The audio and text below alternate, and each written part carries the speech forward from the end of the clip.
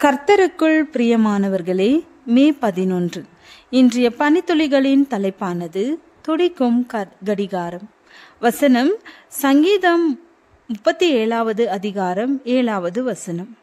கர்த்தரை நோக்கி அமர்ந்து அவருக்கு காத்திரு, காரிய சித்தியுள்ளவன் மேலும் தீவினைகளை செய்கிற மனுஷன் மேலும் எரிச்சலாகாதே.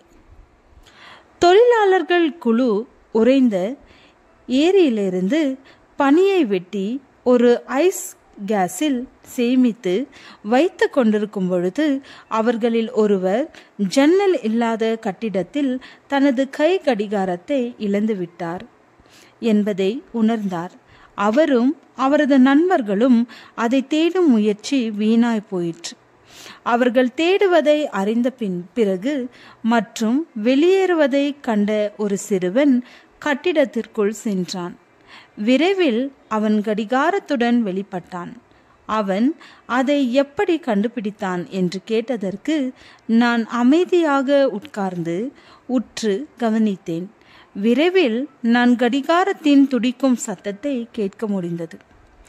அசையாமல் இருப்பதன் மதிப்பு பற்றி வேதாகமம் அதிகம் பேசுகிறது.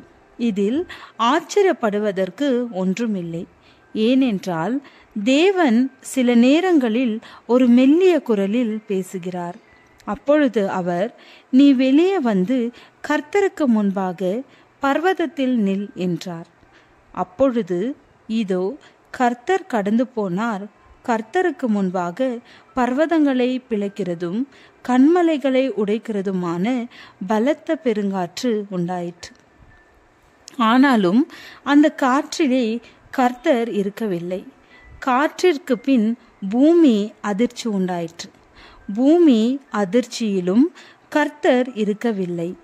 பூமி அதிர்ச்சிக்கு பின் அக்கினி உண்டாயிற்று. அக்கினியிலும் கர்த்தர் இருக்கவில்லை. அக்கினிக்கு பின் அமர்ந்த மெல்லிய சத்தம் உண்டாயிற்று. வாழ்க்கையின் பரபரப்பில் அவருக்கு செவி சாய்ப்பது கடினமாக தோன்றலாம். ஆனால் சற்று நிதானித்து அவருடனும் வேதாகம வசனங்களுடனும் சிறிது நேரம் செலவிட்டால் அவருடைய எண்ணங்களை நம் எண்ணங்களில் கேட்கலாம்.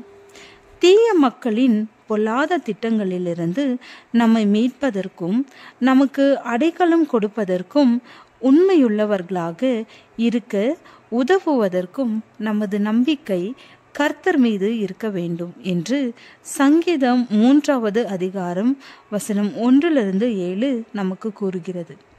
ஆனால் நம்மை சுற்றி கொந்தளிப்பு இருக்கும்போது இதை நாம் எவ்வாறு செய்ய முடியும்?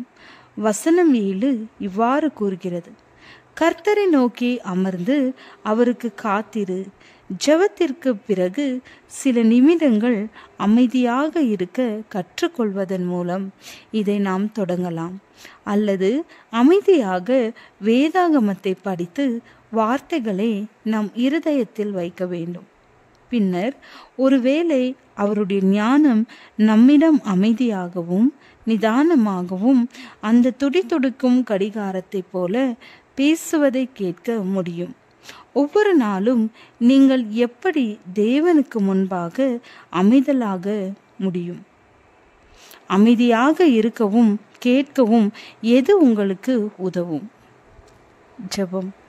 என் வாழ்க்கையில் உமது மென்மையான குரலை நான் கேட்க எனக்கு உதவும். ஆமென்.